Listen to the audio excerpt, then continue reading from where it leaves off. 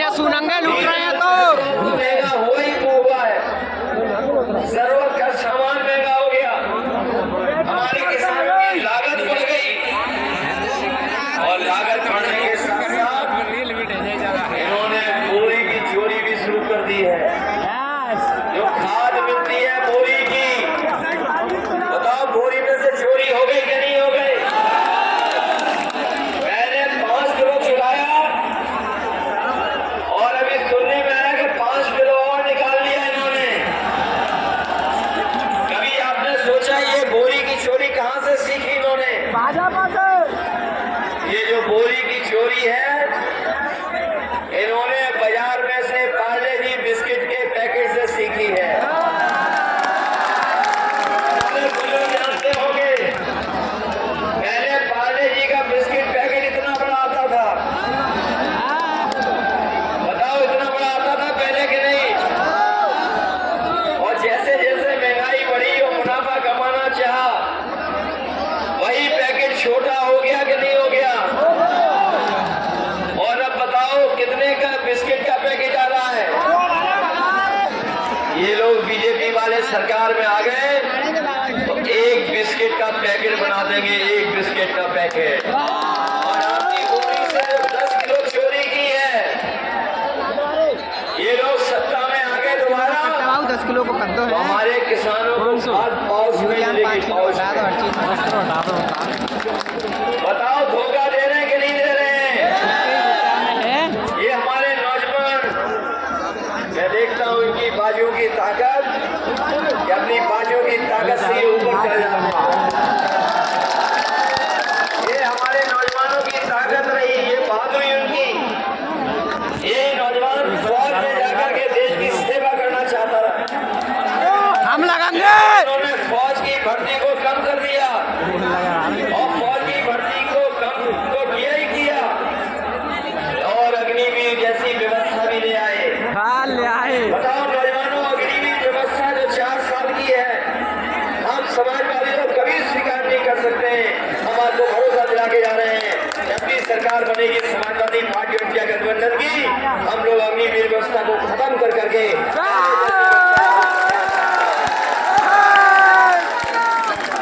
जहां हमारे नौजवानों को धोखा दे रहे हैं, अग्निवीर व्यवस्था लागू कर करके देश की सुरक्षा से खिलवाड़ कर रहे हैं, वही इनकी सरकार में हर परीक्षा का पेपर लीक हो गया।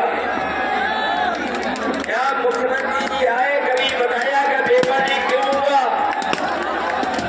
नहीं बता पा रहे। ये नौजवान जानते होंगे परीक्षा के लिए तैयारी की, मेहनत की, कोचिंग की, इन्होंने परीक्षा लेकर के आए और जब वो घर लौट करके पहुंचे तो पता लगा परीक्षा का पेपर लीक हो गया। बताओ पेपर लीक हुए कि नहीं हुए? अब तक 10 से ज्यादा पेपर लीक हो चुके हैं और पेपर लीक की वजह से उत्तर प्रदेश के 60 लाख बच्चों का भविष्य अंधकार में डाल दिया। ये 60 लाख नौजवान तो इनके खिलाफ खड़े ही हैं, इन 60 लाख बच्चों के साथ साथ इनके माँ बाप भी खड़े हैं। और अगर मैं हिसाब किताब लगा लें कि अगर एक परिवार के 30 सदस्य जो परीक्षा देने गए थे उन बेटे बेटियों के माँ बाप, तो एक परिवार में अगर 3 लोग नाराज हैं, ऐसे 60 लाख नौजवान हैं, 3 का गुणा अगर हम 60 से कर देंगे तो 1 करोड़ 80 लोग नाराज हैं। यही 1 करोड़ 80 लाख को हम अगर 80 लोकसभाओं से भाग दे देंगे तो हर लोकसभा में इनके खिलाफ 2,25,000 वोट हो गया है। बताओ ये सरकार कैसे बचा पाएंगे? क्या ये सरकार बचा लेंगे? जहां पर किसान और नौजवान नाराज हो तो कैसे बचा पाएंगे सरकार? कभी कभी हम कहते हैं कि हम लोगों ने एम्बुलेंस बनाई थी, गरीबों की मदद के लिए गांव में पहुंच जाती थी, आपको अस्पताल छोड़ के आती थी, एम्बुलेंस खराब कर दी इन्होंने। ये हमारे पुलिस के भाई लोग हैं, इनके लिए भी हम लोगों ने 100 नंबर वाली व्यवस्था की थी। 100 नंबर व्यवस्था खराब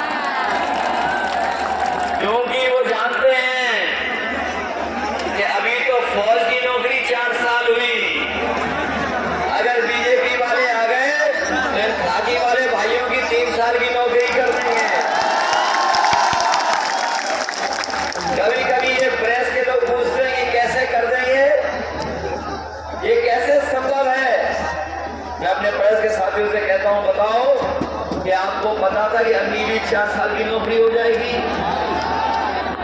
क्या हमारे प्रेस के भाइयों को पता था कि जहाज बिक जाएंगे? क्या हमारे प्रेस के भाइयों को पता था कि पानी का जहाज बिक जाएगा? क्या आपको पता था कि आधी रात में नोटबंदी हो जाएगी? तो जब आपको नहीं पता था, जब 4 साल की तो 3 साल की भी नौकरी हो जाएगी। इन्हें सावधान हो कि नहीं सावधान हो आप लोग? ये न केवल संविधान के खिलाफ है, संविधान को तो खत्म करना ही चाहते हैं, वहीं हम लोगों की जान भी लेना चाहते हैं।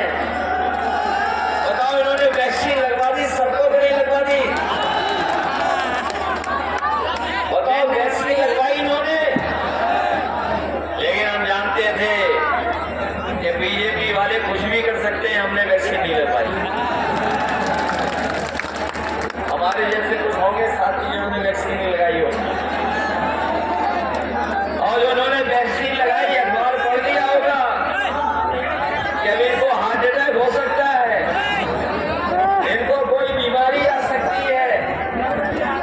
अब सरकार की जिम्मेदारी बनती है कि जिन्होंने वैक्सीन फ्री लगवाई, हमारे गरीब लोगों की पूरी जांच भी फ्री कराएं और ईसीजी भी फ्री कराएं, जिससे हमें भरोसा हो जाए कि हमारे कोई शरीर में बीमारी नहीं है।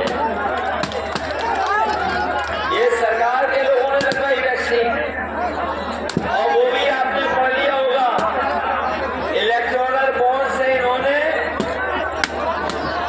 पैसे वसूल लिए सबसे, बड़े बड़े उद्योगपतियों से पैसे वसूल लिए, बड़े बड़े कारोबारियों से पैसे वसूल लिए, जो ईंट का कारोबार करते थे उनसे भी पैसा वसूला, ये जो दवाई वाली कंपनियां इनसे भी पैसा वसूला।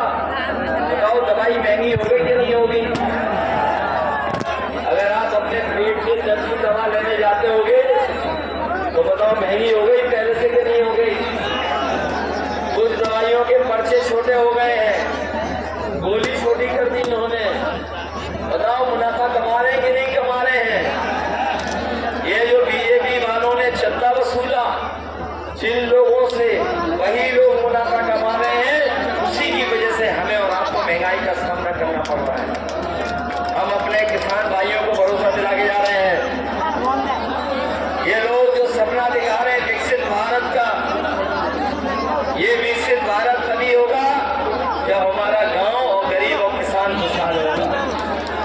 इंडिया गठबंधन और समाजवादी पार्टी ने तय किया है, दिल्ली में सरकार बनने जा रही है। अभी जो उन्होंने उद्योगपतियों का कर्ज माफ किया है 16 लाख करोड़, ये इंडिया गठबंधन और समाजवादी लोग जीतेंगे तो अपने किसानों का कर्ज माफ होगा, पूरा का पूरा। इसलिए कर्ज माफ करना चाहते हैं। बीजेपी वालों ने बड़े बड़े उद्योगपतियों का कर्ज माफ किया, और जब कानून बनाया कर्ज माफ का, तो कानून और नियम ये बनाया कि 5 करोड़ से ऊपर जिनका कर्ज है उनका कर्ज माफ होगा। उन्होंने बड़े बड़े लोगों का कर्ज माफ कर दिया। वो जानते हैं हमारे गरीब, हमारे गांव में रहने वाले लोग, उनका लाखों में कर्जा है, करोड़ों में कर्जा नहीं है। इसलिए 5 करोड़ से ऊपर वालों का कर्ज माफ किया है। हम आपको भरोसा दिलाते हैं कि अपने गरीबों का, लाखों लाख किसान भाइयों का जो कर्ज है उसको माफ कराने का काम करें। ये लोग जो वोट लेने के लिए गरीबों को राशन दे रहे थे, जब चुनाव था तो बताओ रिफाइंड तेल दे, अरे वो झंडा, वो झंडा मारो, नमक मिल रहा था, दाल मिल रही थी राशन में। बताओ, अब राशन में क्या मिल रहा है आपको? पानी राशन में क्या दे रहे हैं? बाजा दे रहे हैं। और मुझे लगता है बाजा इसलिए दे रहे हैं कि वो ज्यादा पौष्टिक होता है। अपने गरीबों को कह के जा रहे हैं राशन की गुणवत्ता बढ़ाएंगे, अच्छी करेंगे, और जिस तरीके से संपन्न लोग, बड़े लोग पौष्टिक और पैकेज वाला आटा खाते बाजार से खरीद के हम अपने गरीबों को राशन गुणवत्ता देंगे, और साथ में झंडा नीचे कर ला भैया